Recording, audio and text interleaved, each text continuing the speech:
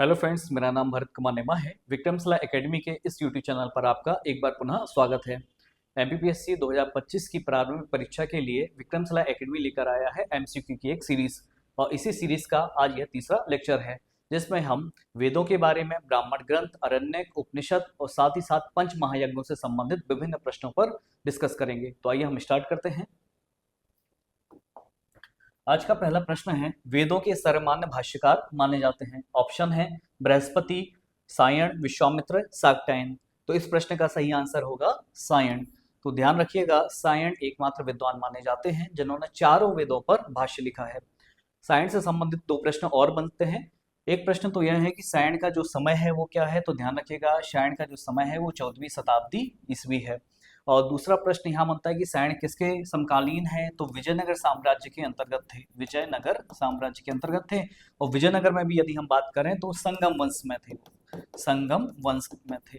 ठीक है, तो संगम वंश के अंतर्गत इन्होंने लगभग 24 वर्ष तक सेनापति और अमात्य के रूप में कार्य किया है, ये आपको याद रखना है। इसी से संबंधित यदि हम दूसरा प्रश्न जो ऑप्शन है आपका शाक्टायन के बारे में हम बात करें तो यहाँ से भी प्रश्न बन सकता है। ध्यान रखिएगा, भारतीय इतिहास में शाक्टायन नाम के दो ऋषि हुए हैं, दो विद्वान हुए हैं। एक जो विद्वान है वो है 8वीं शताब्दी ईसा पूर्व के, और ये व्याकरणाचार्य थे। और जो दूसरे शाक्टायन नाम के विद्वान हैं वो 9वीं शताब्दी ईस्वी के हैं। और 9वीं शताब्दी ईस्वी में यदि हम महाराष्ट्र क्षेत्र में बात करें तो राष्ट्रकूटों का शासन था, और राष्ट्रकूटों में एक राजा हुए अमोघ वर्ष। तो अमोघ वर्ष के समकालीन माने जाते हैं शाक्टायन। तो ये प्रश्न भी आपसे पूछा जा सकता है। आगे बढ़ते हैं। दूसरा प्रश्न है, मित्नी और हित्ताइत शब्द इंगित करते हैं, है ना। ऑप्शन है आर्य जातियों को, अनार्य जातियों को, वैदिक देवी देवताओं को, प्राचीन ऋषियों को। तो इस प्रश्न का सही आंसर होगा आर्य जातियों को बताते हैं। तो ध्यान रखिएगा, एक अभिलेख है बोगाचकोई अभिलेख, 1400 ईसा पूर्व का एक अभिलेख है। और इसी अभिलेख के अंतर्गत हमें दो जातियों के बारे में पता चलता है, जिसमें एक है मित्नी और एक है हित्ताइत, है ना। और ये दोनों ही जातियां आर्य जातियां कहलाती हैं। अगले प्रश्न की तरफ बढ़ते हैं। अगला प्रश्न है, बोगज कोई अभिलेख में निम्नलिखित में से किस देवता का उल्लेख नहीं मिलता है। विष्णु, इंद्र, वरुण और यम। तो इसका सही आंसर होगा, देखिए बोगज कोई अभिलेख में 4 देवताओं का उल्लेख मिलता है, जिसमें इंद्र है, वरुण है, मित्र है और नाशत्य है। तो ऑप्शन में इंद्र भी है, वरुण भी है, 2 और 3 होगा, आंसर हो जाएगा सी। ठीक है, तो बोगज कोई अभिलेख के बारे में कुछ प्रश्न अलग से पूछे जा सकते हैं। बोगज कोई अभिलेख का समय क्या है, तो आपको याद रखना है 1400 ईसा पूर्व का है।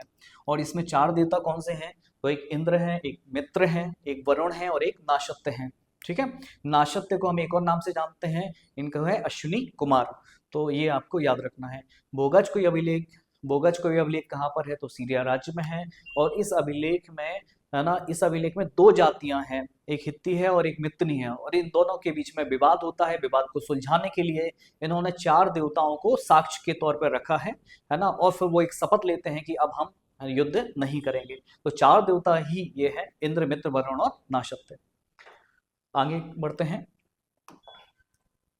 अगला प्रश्न है, सही मिलान है वैदिक अधिकारी और उनका कार्यक्षेत्र हमें बताना है, सही है कि नहीं है। वज्रपति चारागाह भूमि के अधिकारी, श्रुता सारथी न्यायालय मंत्री, संग्रहिता कोषाध्यक्ष, पालागल संदेश वाहक। तो आपके ऑप्शन है 1, 2, 2, 3, 3, 4 या उपरोक्त सभी। तो इस प्रश्न का सही आंसर होगा डी, सभी सही मिलान है ना।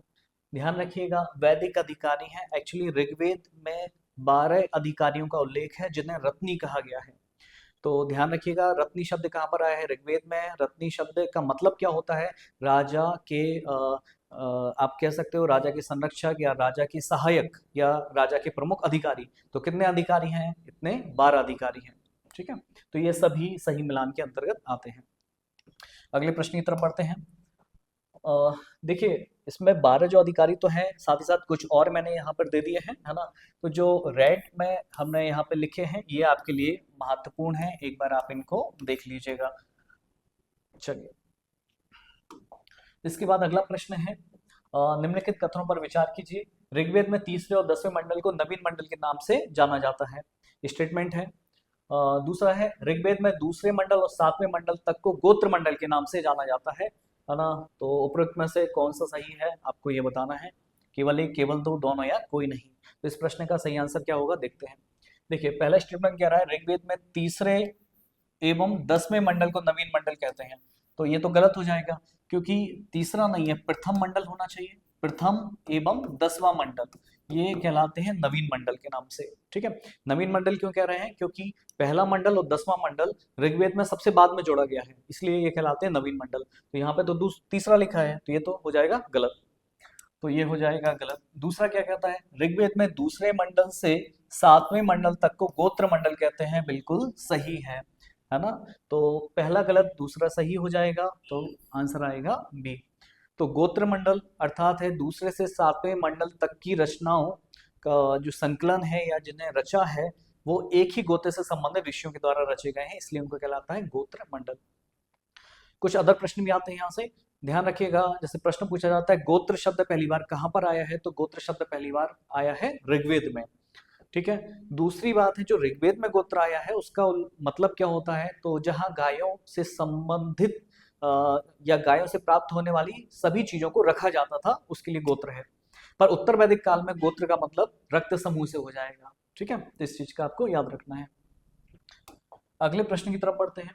राजस्व यज्ञ का प्रथम उल्लेख किस ग्रंथ में मिलता है, तो ऑप्शन है आपके सामवेद, अथर्ववेद, यजुर्वेद, ऐत्रेय, ब्राह्मण। तो राजस्व यज्ञ से संबंधित है, इसका सही आंसर क्या हो जाएगा, यजुर्वेद। 4 वेदों में यजुर्वेद दूसरे नंबर पर है और इसी यजुर्वेद से हमें राजस्व यज्ञ के बारे में जानकारी मिलती है, तो याद रखिएगा। अब इससे संबंधित कुछ और प्रश्न भी बनते हैं, है ना। राजस्व यज्ञ क्यों किया जाता था, तो ध्यान रखिएगा, राजा का जब राज्याभिषेक होता था उस समय राजस्व यज्ञ करना अनिवार्य होता था। दूसरी बात है राजस्व यज्ञ करने के बाद राजा चक्रवर्ती सम्राट की उपाधि धारण करने का अधिकारी हो जाता था। तो ये 2 चीजें आपको याद रखना है और इनका वर्णन हमें कहाँ मिल रहा है, यजुर्वेद में मिल रहा है। अगले प्रश्न की तरफ बढ़ते हैं। अगला प्रश्न है वाजपेयी यज्ञ को राजस्व यज्ञ से भी श्रेष्ठ माना गया है, स्टेटमेंट है। दूसरा है वाजपेयी यज्ञ का वर्णन यजुर्वेद और शतपथ ब्राह्मण में मिलता है। और तीसरा स्टेटमेंट है वाजपेयी अनुष्ठान कराने का अधिकारी सिर्फ ब्राह्मण और क्षत्रिय वर्णों को ही था। सही कौन सा कथन होगा, 1 2 2 3 1 3 या उपरोक्त सभी सही होंगे। आइए देखते हैं। देखिए पहला स्टेटमेंट कह रहा है वाजपेयी यज्ञ को राजस्व यज्ञ से भी श्रेष्ठ माना गया है, बिल्कुल सही बात है। दूसरा है वाजपेयी यज्ञ का वर्णन यजुर्वेद और शतपथ ब्राह्मण में मिलता है, यह भी बिल्कुल सही बात है। तीसरा प्रश्न कह रहा है वाजपेयी अनुष्ठान कराने का अधिकार सिर्फ ब्राह्मणों और क्षत्रियों वर्णों को था, बिल्कुल सही बात है। हाँ, तो ये तीनों स्टेटमेंट सही है, इसलिए आंसर क्या हो जाएगा, डी हो जाएगा। ठीक है, अब थोड़ा सा हम वाजपेयी यज्ञ के बारे में बात कर लेते हैं। ध्यान रखिएगा वाजपेयी यज्ञ का मतलब होता है शक्ति का पान। और वाजपेयी यज्ञ क्यों किया जाता था, तो मनोरंजन के लिए किया जाता था। कई बार हम इसको वैदिक काल का ओलंपिक भी कहते हैं। और तीसरी चीज आपको याद रखना है वाजपेयी यज्ञ में रथ दौड़ का आयोजन किया जाता था। तो सोम रस का पान करने के बाद रथों को 17 दिनों तक दौड़ाया जाता था। तो आप कह सकते हो कि 17 दिनों तक वाजपेयी यज्ञ चलता था। ठीक है, इन चीजों को आपको याद रखना है। अगले प्रश्न की तरफ बढ़ते हैं। अगला प्रश्न है निम्नलिखित कथनों पर विचार कीजिए। अश्वमेध यज्ञ का वर्णन शतपथ ब्राह्मण में मिलता है। दूसरा स्टेटमेंट है वाक्टक शासक प्रवर्षण प्रथम ने 4 अश्वमेध यज्ञ किए हैं। कौन सा कथन सही होगा, केवल एक, केवल 2, दोनों या कोई नहीं। तो इस प्रश्न का सही आंसर क्या होगा, देखते हैं। देखिए अश्वमेध यज्ञ का वर्णन शतपथ ब्राह्मण में है, बिल्कुल सही बात है ना, स्टेटमेंट सही है। दूसरा वाक्टक शासक प्रवर्षण प्रथम ने 4 अश्वमेध यज्ञ किए हैं, है ना, तो ये भी बिल्कुल सही है। दोनों स्टेटमेंट सही है, इसलिए आंसर क्या हो जाएगा, सी हो जाएगा। अब हम बात करते हैं अश्वमेध यज्ञ क्या होता है। देखिए अश्वमेध यज्ञ साम्राज्य विस्तार के लिए किया जाने वाला यज्ञ है। और इस यज्ञ में एक घोड़े को छोड़ा जाता है। घोड़ा जिन जिन क्षेत्रों पर जाता है, यदि उन राज्यों के राजा विरोध नहीं करते हैं और अधीनता स्वीकार कर लेते हैं, तो उतना क्षेत्र, है ना, जो अश्वमेध यज्ञ कर रहा होता है उसका माना जाता है। ठीक है, 1 वर्ष तक यह यज्ञ चलता था, पर वास्तविक तौर पे 3 दिन तक यह यज्ञ चलता था। दूसरी बात है कि अश्वमेध यज्ञ चूंकि जो घोड़ा छोड़ा गया है, बाद में उसी घोड़े को राज्य की राजधानी में लाया जाएगा, फिर उसकी बलि दे दी जाएगी। तो चूंकि हिंसा से संबंधित था, इसलिए बाद में जब गौतम बुद्ध आते हैं तो वो इसी अश्वमेध यज्ञ को प्रतिबंधित कर देते हैं। ठीक है, बाद में जब फिर ब्राह्मण वंश का शासन आएगा तो एक बार फिर से अश्वमेध यज्ञ शुरू हो जाएगा। ठीक है, तो इससे संबंधित कुछ और प्रश्न भी बनते हैं, जैसे कि अश्वमेध यज्ञ किसने किया है। तो आपको एग्जाम की दृष्टि से ध्यान रखना है कि पुष्यमित्र शुंग जो शुंग वंश के संस्थापक भी माने जाते हैं, इन्होंने 2 अश्वमेध यज्ञ किए हैं। ध्यान रखिएगा, एक प्रश्न यहाँ से बनता है। दूसरा प्रश्न ये बनता है कि और कुछ किसने किया है, तो सातकर्णी प्रथम, सातकर्णी प्रथम ये सातवाहन वंश के राजा माने जाते हैं, इन्होंने भी अश्वमेध यज्ञ किया है। इसके बाद समुद्रगुप्त, जिन्हें भारत का हम नेपोलियन भी कहते हैं, तो इन्होंने भी अश्वमेध यज्ञ किया है, ये आपको याद रखना है। साथ ही साथ दक्षिण में हम देखें तो पुलकेशन प्रथम, पुलकेशन प्रथम इन्होंने भी अश्वमेध यज्ञ किया है, ठीक है। और वाक्टक शासक प्रबरसेन है ना, इन्होंने सबसे ज्यादा 4 अश्वमेध यज्ञ किए हैं, ये भी आपको याद रखना है। आधुनिक भारत की यदि हम बात करें तो जयसेन द्वितीय, सवाई राजा जयसेन जिनको हम कहते हैं, तो सवाई राजा जयसेन द्वितीय के द्वारा भी अश्वमेध यज्ञ किया गया है। और यहाँ से एक और प्रश्न बनता है, सवाई राजा जयसेन द्वितीय को हम क्यों जानते हैं, तो एक तो हम अश्वमेध यज्ञ करने के कारण भी जानते हैं, और दूसरा चूंकि वो उन्होंने कई जगह पे वेधशालाओं का निर्माण कराया है, तो ऐसी 5 जगह हैं जहाँ पर उन्होंने वेधशालाओं का निर्माण कराया है, तो कहाँ कहाँ निर्माण कराया है ये आपको कमेंट्स में बताना है। चलिए अगले प्रश्न की तरफ बढ़ते हैं। देखिए अगला प्रश्न है, सामवेद चारों वेदों में आकार की दृष्टि से सबसे बड़ा है, स्टेटमेंट है। दूसरा, इसके 1875 मंत्रों में से 99 को छोड़कर सभी ऋग्वेद के हैं। तीसरा, सामवेद को यजुर्वेद का पूरक कहा जाता है, तो कौन सा स्टेटमेंट सही है, केवल 1 2, केवल 2 3, केवल 1 3 या उपरोक्त सभी। तो आइए हम इस पर बात करते हैं। देखिए पहला स्टेटमेंट है, सामवेद चारों वेदों में आकार की दृष्टि से सबसे बड़ा है, तो ये तो गलत हो जाएगा, आकार की दृष्टि से सबसे छोटा माना जाता है ना, इसलिए पहला स्टेटमेंट हो जाएगा गलत। दूसरा, इसके 1875 मंत्रों में से 99 को छोड़कर सभी ऋग्वेद के हैं, तो बिल्कुल सही बात है। और तीसरा है, सामवेद को यजुर्वेद का पूरक कहा जाता है, ये बिल्कुल गलत है, सामवेद को ऋग्वेद का पूरक कहा जाता है, तो ऋग्वेद का पूरक कहा जाता है, तो ये भी गलत हो गया। तो इसमें से सही क्या है, केवल आपका सही कौन सा होगा, केवल 2 होगा, ऑप्शन में है नहीं है, तो इसका आंसर होगा केवल ओनली 2, ठीक है, ये आपको याद रखना है। चलिए अगले प्रश्न की तरफ बढ़ते हैं। देखिए अगला प्रश्न है, अथर्ववेद में एकराट सर्वोच्च शासक को कहा गया है। दूसरा स्टेटमेंट है, अथर्ववेद में सभा समिति को प्रजापति की 2 पुत्रियां कहा गया है। तीसरा है, अथर्ववेद को अथर्वाग्रिस वेद भी कहा जाता है। और सही स्टेटमेंट क्या है, 1 2 2 3 1 3 या उपरोक्त सभी, तो ये आपको बताना है। देखते हैं हम इसका आंसर क्या होगा। अथर्ववेद में एकराट सर्वोच्च शासक को कहा गया है, बिल्कुल सही बात है। एकराट एक उपाधि है जो राजा को दी जाती थी। दूसरी बात है, सभा समिति को प्रजापति की 2 पुत्रियां कहा गया है, ये भी बिल्कुल सही बात है। अथर्ववेद को अथर्वाग्रिस वेद भी कहते हैं, बिल्कुल सही बात है। अथर्वाग्रिस मतलब अथर्वा और अंग्रिश, ये 2 ऋषियों के द्वारा इस वेद को रचा गया, इसलिए अथर्वाग्रिस वेद भी कहा जाता है। तीनों स्टेटमेंट सही है, आंसर हो जाएगा डी, ठीक है। ध्यान रखिएगा एक चीज और, अथर्ववेद को कुछ और नामों से भी हम जानते हैं। अथर्ववेद को हम ब्रह्मवेद भी कहते हैं, ब्रह्मवेद भी कहते हैं, ठीक है। अथर्ववेद को काला वेद भी कहा जाता है, काला वेद भी कहा जाता है, ये 2 चीजें भी आपको याद रखना है। चलिए आइए आगे बढ़ते हैं। अगला प्रश्न है, उत्तर वैदिक काल तक आते आते भरत, पुरु, तुर्वश इत्यादि कबीलों का लोप हो गया, स्टेटमेंट है। दूसरा, उत्तर वैदिक काल में पांचाल, काशी, विदेह, कुरु इत्यादि प्रमुख राज्य थे, तो बताना है कौन सा सही है, केवल 1, केवल 2, दोनों या कोई नहीं। तो इस प्रश्न का उत्तर क्या होगा, देखते हैं। देखिए उत्तर वैदिक काल तक आते आते भरत, पुरु, तुर्वश इत्यादि कबीलों का लोप हो जाता है, बिल्कुल सही बात है।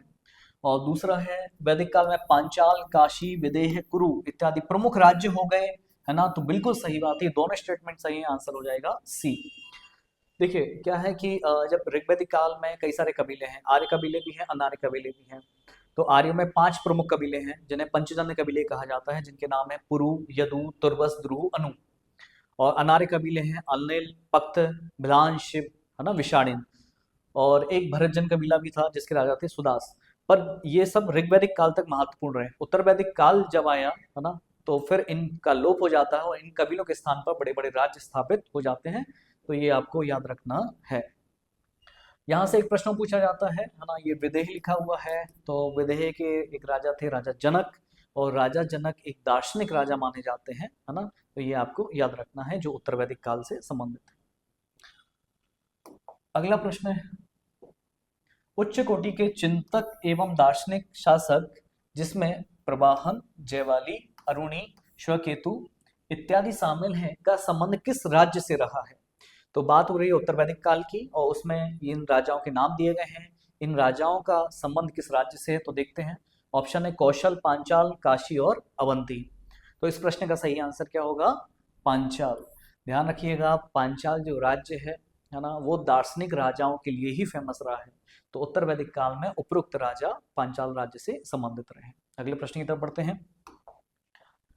छांदोग्य उपनिषद में किस राज्य की प्रशंसा के बारे में कहा गया है कि इस जनपद में कभी भी ओले नहीं पड़े और ना ही टिड्डियों के उपद्रव के कारण ही अकाल पड़ा है। मतलब एक तरीके से प्रशंसा की जा रही है। तो ये प्रशंसा किस राज्य की है, ये आपको बताना है। ऑप्शन है कौशल, पांचाल, कुरु और अवंती। तो इस प्रश्न का सही आंसर क्या होगा? प्रश्न का आंसर होगा कुरु, है ना। तो ये कुरु, कुरु मतलब 16 महाजनपदों में से एक महाजनपद। और यदि हम वर्तमान में देखें तो दिल्ली, हरियाणा और मेरठ का जो क्षेत्र है वो कुरु महाजनपद के अधीन आता था। अथर्ववेद में भी कुरु की बड़ी प्रशंसा की गई है, छांदोग्य उपनिषद में भी कुरु की बड़ी प्रशंसा की गई है। ठीक है। अच्छा, यहाँ से एक चीज और याद रखना, ये जो छांदोग्य उपनिषद है ना, ये उपनिषद है तो ये सामवेद का उपनिषद माना जाता है। ये प्रश्न भी पूछा जा सकता है। आगे बढ़ते हैं। ऋग्वैदिक आर्यों का प्रमुख धर्म क्या था, है ना। तो ऑप्शन है भक्ति, मूर्ति पूजा और यज्ञ, प्रकृति पूजा और यज्ञ, प्रकृति पूजा और भक्ति। तो इस प्रश्न का सही आंसर क्या होगा, देखते हैं। इस प्रश्न का सही आंसर होगा प्रकृति पूजा और यज्ञ। ध्यान रखना, ऋग्वेद में भक्ति नहीं है, ऋग्वेद में अभी भक्ति नहीं है। उत्तर वैदिक काल में भक्ति की संकल्पना आ जाएगी। तो भक्ति है, तप है, मोक्ष है, स्वर्ग है, नरक है, ये सब संकल्पनाएं उत्तर वैदिक काल में आई हैं। तो ऋग्वैदिक काल में अभी ये संकल्पनाएं नहीं है। मूर्ति पूजा तो अभी हो भी नहीं रही है, तो ये भी गलत हो जाएगा। प्रकृति पूजा तो है पर यहाँ पे भक्ति भी जोड़ दिया, इसलिए गलत हो जाएगा। तो सही आंसर क्या हो जाएगा? आपका आंसर सी।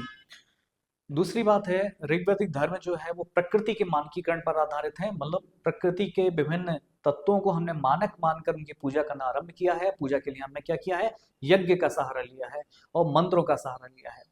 और ऋग्वेद में 33 देवी देवता हैं और हमने जो ऋग्वैदिक कालीन देवी देवता है उनको 3 कैटेगरी में डिवाइड किया है, आकाश, अंतरिक्ष और पृथ्वी। ठीक है, याद रखिएगा। अगले प्रश्न की तरफ बढ़ते हैं। ऋग्वेद में किसे देवों की माता कहा गया है? ऑप्शन है पृथ्वी, उषा, अदिति और दिशान। तो इस प्रश्न का सही आंसर होगा अदिति। ध्यान रखिएगा, ऋग्वेद में देवों की माता अदिति को माना गया है।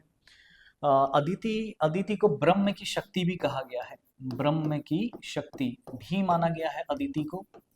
और इन्हीं अदिति के, है ना, कहते हैं कि 12 पुत्र हुए हैं। इन्हीं 12 पुत्रों को आदित्य कहा गया है और इन्हीं 12 में से एक कौन है? इंद्र है। और अदिति के यदि जो पति पूछे जाए तो ऋषि कश्यप अदिति के पति माने जाते हैं। चलिए आगे बढ़ते हैं। ऋग्वैदिक कालीन प्रमुख देवी देवताओं की टेबल दी गई है, जिसमें ध्यान रखिएगा सरस्वती आपके लिए महत्वपूर्ण है। घौ ये सबसे प्राचीन देवता माने जाते हैं, आकाश के देवता माने जाते हैं। अश्विनी मैंने बताया ये चिकित्सक माने जाते हैं, शल्य चिकित्सक विशेषज्ञ माने गए हैं। ऋग को बोने देवता माना जाता है, इंद्र को वर्षा का देवता माना जाता है, अग्नि को पुरोहितों का देवता माना जाता है, मित्र, है ना, जिनका भोगज कोई अभिलेख में भी उल्लेख है, इनको प्रतिज्ञा का देवता माना जाता है। ये आपके लिए महत्वपूर्ण है। आगे बढ़ते हैं। अगला प्रश्न है, ऋग्वेद में के नदी सूक्त में 30 नदियों का उल्लेख है। दूसरा, ऋग्वेद में सरस्वती नदी का उल्लेख सर्वाधिक बार हुआ है। तीसरा, ऋग्वेद में गंगा नदी का उल्लेख केवल एक बार है। तो क्या सही होगा? 1 और 2, केवल 2, केवल 3 या उपरोक्त सभी? तो इस प्रश्न का सही आंसर क्या होगा, देखते हैं। देखिए, ऋग्वेद में नदी सूक्त में 30 नदियों का उल्लेख है, तो यहाँ पर तो ये गलत हो जाएगा। तो ऋग्वेद के नदी सूक्त में 21 नदियों का उल्लेख है, तो ये स्टेटमेंट गलत। दूसरा क्या कह रहा है? सरस्वती नदी का उल्लेख सर्वाधिक बार हुआ है, तो बिल्कुल नहीं है। सिंधु नदी का उल्लेख सबसे ज्यादा बार हुआ है। ठीक है, तो ये वाला भी गलत हो जाएगा। तीसरा है, ऋग्वेद में गंगा नदी का उल्लेख केवल एक बार हुआ है ना। तो गंगा का उल्लेख एक बार है, तो ये बिल्कुल सही हो जाएगा। तो उपरोक्त में से कौन सा सही है? तो आ जाएगा केवल 3, तो आंसर आ जाएगा सी। ठीक है। अच्छा, दूसरी चीज आपको यहाँ से याद रखना है कि जो सिंधु नदी है उसका उल्लेख बार बार हुआ है ना, सबसे ज्यादा बार हुआ है। तो सबसे ज्यादा बार मतलब कितने बार हुआ है? यदि हम पाठ की दृष्टि से देखें तो 176 बार हुआ है। ठीक है। और यदि हम बहुवचन की दृष्टि से देखें, बहुवचन की दृष्टि से देखें तो 94 बार हुआ है सिंधु नदी का उल्लेख। ये आपको याद रखना है। तो ये एग्जाम में पूछे जाते हैं। ऐसे कुछ और चीजें पूछी जाती हैं, जैसे कि आर्य शब्द ऋग्वेद में कितने बार आया है? तो आर्य शब्द 36 बार आया है। कृषि शब्द कितने बार आया है? तो कृषि 24 बार आया है। गाय शब्द कितने बार आया है? तो गाय 176 बार आया है। बैल शब्द कितने बार आया है? तो 170 बार आया है। और जैसे घोड़ा शब्द कितने बार आया है? तो ये 215 बार आया है। ये आपसे पूछे जा सकते हैं। आगे बढ़ते हैं। देखिए अगला प्रश्न है, उत्तर वैदिक काल में विदत नामक संस्था का उदय हुआ है। दूसरा, विदत धार्मिक एवं दार्शनिक विषयों पर विचार विमर्श होता था विदत में। और तीसरा है, स्त्रियां विदत में भाग नहीं ले सकती थी, है ना। तो स्टेटमेंट क्वेश्चन है, एक और दो, दो केवल, तीन उपरोक्त सभी, क्या सही होगा आपको बताना है। देखते हैं। देखिए उत्तर वैदिक काल में विदत नामक संस्था का उदय हुआ, है ना। देखिए विदत ऋग्वैदिक कालीन की संस्था है, तो ये तो बात कर रहे हैं उत्तर वैदिक काल की। पहले ऋग्वैदिक काल आया 1500 से 1000 ईसा पूर्व, उसके बाद उत्तर वैदिक काल आया 1000 से 600 ईसा पूर्व। तो जो विदत है वो ऋग्वैदिक काल की संस्था है ना। और यहाँ पर तो उत्तर वैदिक काल लिखा है इसलिए गलत हो जाएगा। दूसरा, विदत धार्मिक एवं दार्शनिक विषयों पर विचार विमर्श होता था, बिल्कुल सही बात है, धार्मिक और दार्शनिक दोनों पर विचार होता था। तीसरा, स्त्रियां विदत में भाग नहीं ले सकती थी, तो ये तो गलत हो जाएगा। तो इसमें आपका केवल दो सही होगा, तो आंसर आ जाएगा बी। ठीक है। इसी से संबंधित कुछ और प्रश्न है कि विदत का अस्तित्व कब समाप्त हुआ, तो फिर आएगा आंसर उत्तर वैदिक काल में विदत का अस्तित्व समाप्त हो गया। दूसरा प्रश्न यहां से पूछा जाता है कि विदत का ऋग्वेद में उल्लेख कितने बार है, तो आपको याद रखना है विदत का ऋग्वेद में उल्लेख 122 बार है। ठीक है, चलिए इसके बाद अगले प्रश्न की तरफ बढ़ते हैं। ऋग्वैदिक कालीन संस्था सभा के संबंध में विचार करना है। पहला स्टेटमेंट है, सभा श्रेष्ठ लोगों की संस्था थी। दूसरा, सभा में निर्णय बहुमत से लिए जाते थे। तीसरा, स्त्रियां सभा में भाग नहीं ले सकती थी। तो देखते हैं हम क्या सही होगा, एक और दो, दो तीन, तीन एक, या उपरोक्त सभी। देखिए सभा श्रेष्ठ लोगों की संस्था थी, बिल्कुल सही बात है। सभा में निर्णय बहुमत से लिए जाते थे, बिल्कुल सही बात है। स्त्रियां सभा में भाग नहीं ले सकती थी, ये गलत है, स्त्रियां सभा में भाग ले सकती थी। तो पहला और दूसरा सही है, तो आंसर क्या हो जाएगा, ए। तो सभा के बारे में, है ना, यहाँ पे कुछ चीजें हमें दी हैं, ध्यान रखिएगा। ऋग्वैदिक काल में तीन संस्थाओं को हमें देखते हैं, एक है विदत, एक है सभा और एक है समिति। ठीक है, तो विदत सबसे पुरानी संस्था है जिसमें विद्वानों को और वृद्धजनों की भागीदारी होती थी। सभा में श्रेष्ठ लोगों को शामिल किया जाता था, जिसका अध्यक्ष कौन होता था, सभापति। दूसरी चीज आपको याद रखना है, सभा उच्च सदन के रूप में कार्य करती थी। तीसरी चीज याद रखना है, वर्तमान में यदि हम सभा की तुलना करें तो हम राज्यसभा से करेंगे। ऋग्वेद में सभा का उल्लेख 8 बार है। उत्तर वैदिक काल में सभा का अस्तित्व बना रहेगा। देखिए विदत तो समाप्त हो जाएगी, पर सभा का अस्तित्व उत्तर वैदिक काल में भी बना रहेगा। उत्तर वैदिक काल में सभा में महिलाओं की भागीदारी नहीं होगी, ये भी आपको याद रखना है। ऋग्वैदिक काल में महिलाओं की भागीदारी है, पर उत्तर वैदिक काल में महिलाओं की भागीदारी नहीं रहेगी। चलिए आगे बढ़ते हैं।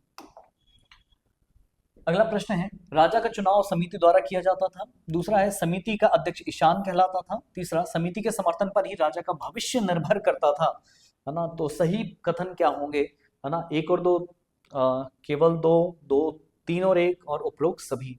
तो आइए हम बात करते हैं। देखिए ऋग्वैदिक काल की तीसरी संस्था है, उसका नाम है समिति। उसके बारे में एक प्रश्न है, राजा का चुनाव समिति द्वारा होता था, बिल्कुल सही बात है। समिति का अध्यक्ष ईशान होता था, बिल्कुल सही बात है। समिति के समर्थन पर ही राजा का भविष्य निर्भर करता था, बिल्कुल सही बात है। समिति चाहे तो राजा को उसके पद से हटा भी सकती है, एक बार पुनः राजा बना भी सकती है, इसलिए तीनों स्टेटमेंट सही है। तो आंसर क्या हो जाएगा आपका, डी आंसर हो जाएगा। समिति के बारे में भी कुछ अन्य तथ्य आपको याद रखने हैं। तो ऋग्वैदिक काल की एक महत्वपूर्ण संस्था है, ये साधारण वर्ग की संस्था थी, ये महत्वपूर्ण है आपके लिए, है ना। श्रेष्ठ लोगों की संस्था सभा है, साधारण लोगों की संस्था आपकी समिति है। समिति की तुलना हम किससे कर रहे हैं वर्तमान में, लोकसभा से कर रहे हैं। 9 बार ऋग्वेद में इसका उल्लेख आता है। उत्तर वैदिक काल में भी समिति का अस्तित्व बना रहेगा, और उत्तर वैदिक काल में समिति में महिलाओं की भागीदारी नहीं होगी, ये भी आपको याद रखना है। चलिए आइए आगे बढ़ते हैं। अगला प्रश्न है, समिति का उल्लेख ऋग्वेद में 22 बार है ना। संहिता और ब्राह्मण काल तक आते आते समिति का प्रभाव बढ़ गया। तो दोनों स्टेटमेंट से कौन सा सही है, एक और दो, केवल एक, या कोई नहीं। तो इस प्रश्न का सही आंसर क्या होगा, देखते हैं। देखिए समिति का उल्लेख ऋग्वेद में 22 बार है, ये तो गलत है। अभी तो हमने देखा कितने बार है, 9 बार है। दूसरा, संहिता और ब्राह्मण काल तक आते आते समिति का प्रभाव बढ़ गया, बढ़ेगा नहीं। सभा और समिति का प्रभाव क्या हो जाएगा, डिक्रीज, मतलब कम हो जाएगा। तो ये दोनों ही कथन गलत हो गए, तो सही कथन तो कोई नहीं है, आंसर हो जाएगा डी। ठीक है, चलिए इसके बाद अगला प्रश्न है, समिति का केंद्रीय शासन पर प्रभाव था परंतु सेना पर प्रभाव नहीं था। दूसरा, समिति का स्वरूप केंद्रीय शासन की व्यवस्थापिका सभा के समान था। तो दोनों स्टेटमेंट में से कौन सा सही कौन सा गलत है, देखते हैं। देखिए पहला है, समिति का केंद्रीय शासन पर प्रभाव था, बिल्कुल सही है, यहाँ तक तो सही है, परंतु सेना पर प्रभाव नहीं था, ये गलत हो जाएगा। समिति का सेना पर भी प्रभाव था, तो पहला तो गलत हो गया। दूसरा, समिति का स्वरूप केंद्रीय शासन की व्यवस्थापिका सभा के समान था, बिल्कुल सही बात है। तो केवल 2 सही स्टेटमेंट, तो आंसर हो जाएगा बी। चलिए आगे बढ़ते हैं। ऋग्वैदिक कालीन समाज के संदर्भ में सही कथन की पहचान करनी है। देखिए, आर्यन द्वारा बड़ीगिरी और लोहारगिरी व्यवहार में लाई गई। दूसरा है अश्व, रथों और कांसे के प्रयोग से आर्य परिचित थे। तीसरा है ऋग्वैदिक काल का प्रमुख व्यवसाय कृषि था। चौथा है ऋग्वैदिक काल में गेहूं और चावल प्रमुख फसल थे, है ना। तो क्या सही है, हमें इस बात पर बात करनी है। देखिए, ये एक्चुअली जो है आर्यों द्वारा बड़ेगिरी, देखिए बड़ेगिरी तो आर्यों के द्वारा प्रयोग में लाई गई है, पर लोहारगिरी प्रयोग में नहीं लाई गई है ना। तो ध्यान रखना, आर्य लोहे से परिचित नहीं है। वैसे अगर हम दूसरी तरह से बात करें तो 1000 ईसा पूर्व में, है ना, अतरंजी खेड़ा में लोहे के साक्ष्य मिलते हैं, पर उसका प्रयोग अभी हम हथियार के तौर पर नहीं कर पा रहे हैं, इसलिए ये गलत हो जाएगा। अश्व, रथ और कांसे के प्रयोग से परिचित थे, बिल्कुल सही बात है ना। आर्य अश्व को जानते थे, रथ को जानते थे और कांसे को जानते थे, तो ये वाला बी आंसर आपका सही हो जाएगा। तीसरा स्टेटमेंट को हम देख लेते हैं। ऋग्वैदिक काल का प्रमुख व्यवसाय कृषि था, तो ध्यान रखना प्रमुख व्यवसाय क्या था, पशुपालन था। और डी है ऋग्वैदिक काल में गेहूं और चावल प्रमुख फसल थी, तो नहीं, ऋग्वैदिक काल में जौ प्रमुख फसल मानी जाती थी, तो ये आपको याद रखना है। तो इस प्रश्न का सही आंसर क्या हो जाएगा, है ना, आंसर हो जाएगा बी। चलिए इसके बाद अगला प्रश्न, 10 राज्य युद्ध में 10 राजाओं के संगठन का नेतृत्व किस राजा द्वारा किया गया था। ऑप्शन है सुदास, संवरण, भरत और जनक। तो इस प्रश्न का सही आंसर क्या हो जाएगा, है ना, संवरण के द्वारा। ध्यान रखिएगा, ऋग्वेद में एक युद्ध का वर्णन है जिसको हम कहते हैं 10 राज्य युद्ध। ये ऋग्वेद के 7वें मंडल में वर्णित है। और इस युद्ध में एक तरफ होते हैं तुस्सु कबीला, जिसके राजा होते हैं भरत जन के राजा सुदास, और दूसरी तरफ होते हैं 10 राजाओं का एक समूह। 10 में से 5 आर्य राजा, 5 अनार्य राजा होते हैं। तो इन 10 राजाओं का जो नेतृत्व किया है ना, वो कौन है, संवरण नाम के राजा है। चलिए आगे बात करते हैं।